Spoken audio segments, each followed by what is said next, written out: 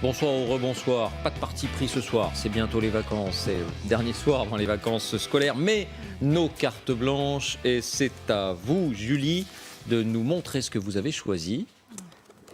Une famille, des enfants. Famille nombreuse, David. Alors ça, c'est le mouvement carte postale pour Macron en français, qui présente un ensemble de familles nombreuses à l'initiative de femmes qui disent à la fois j'ai plein d'enfants et puis je suis diplômée aussi. Mais pourquoi et le dire alors ?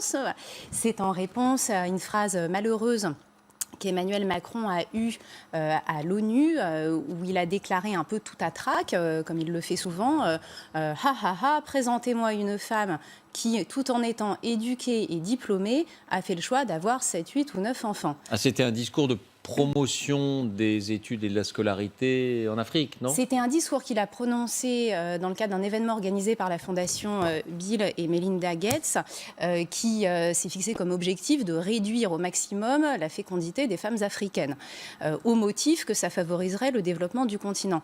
Alors moi, ce qui m'a frappé, au-delà de ces photos qui sont très sympathiques, c'est qu'en fait la phrase d'Emmanuel Macron, elle révèle en creux deux stéréotypes qui sont extrêmement prégnants dans notre société aujourd'hui.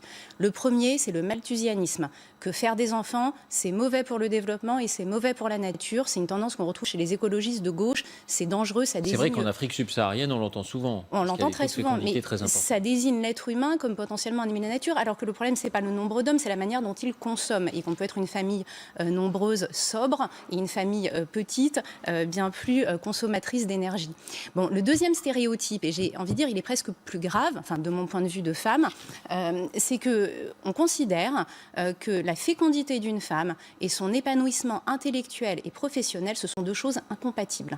Et là, finalement, on s'inscrit dans la logique de Simone de Beauvoir, d'Elisabeth Badinter, qui ont fait part de leurs préoccupations personnelles en faisant croire à tout le monde que c'était comme ça.